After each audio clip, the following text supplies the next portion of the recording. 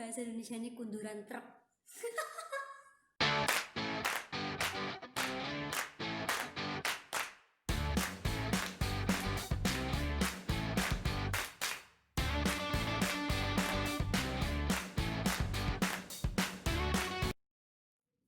Hai kawan, kembali lagi bersama Kufi dalam Celoteh TV. Aku mau curhat. Bentar, sebelumnya aku mau meluruskan judul itu karena emang ambigu, bergantung pada cara membacanya dan intonasinya.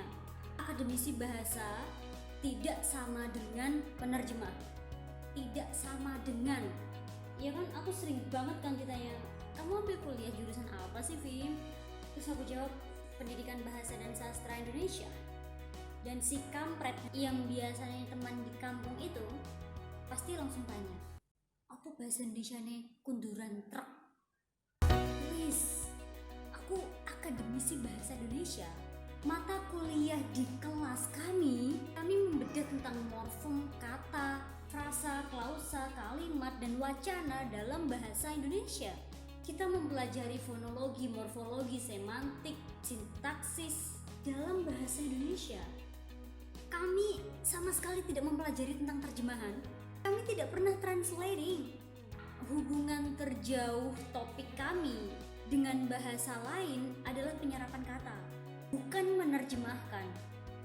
Itu pun kami sangat jarang membicarakan tentang padanan kata. Ada juga dong kampret lain yang bilang, ngopo kuliah bahasa Indonesia, wong Indonesia kok mau iso bahasa Indonesia.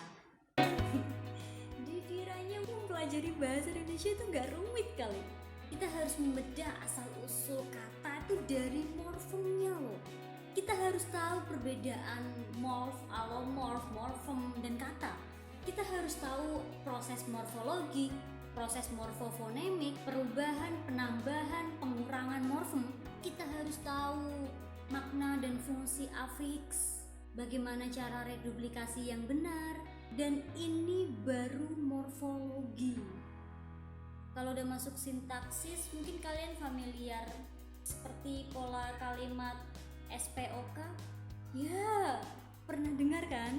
Tapi kalau untuk peran semantis unsur kalimat, pelaku, sasaran, pengalam, peruntung, atribut.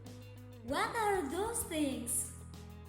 There are so many things that we can learn from languages itself. Jadi kami para akademisi bahasa Indonesia hanya mempelajari tentang seluk-beluk bahasa Indonesia itu sendiri. Kami bukan penerjemah bahasa lain.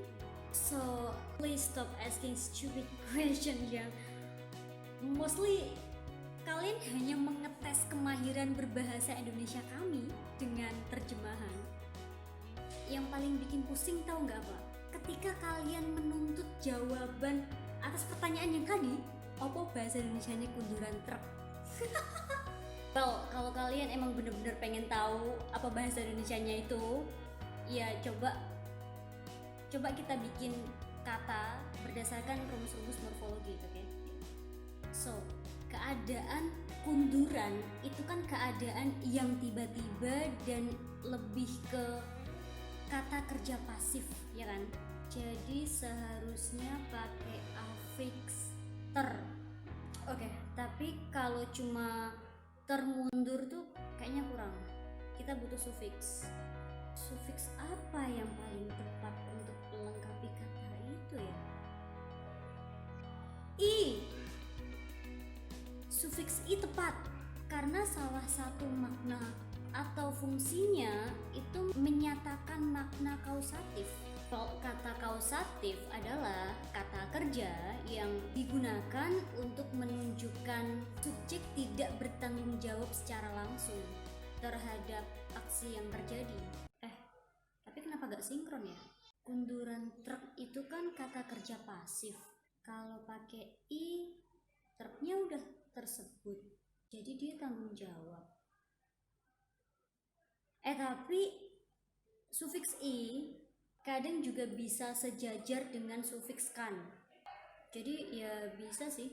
Dan terjemahan yang dihasilkan adalah termunduri truk. aneh? Ya iyalah.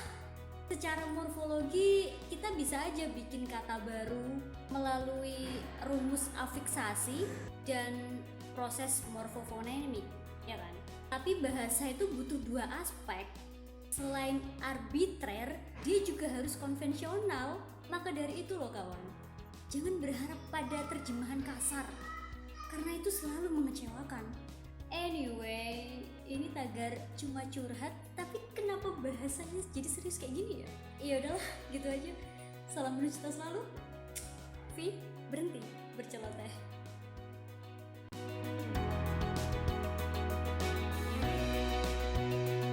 Jadi kami para akademisi bahasa Indonesia hanya mempelajari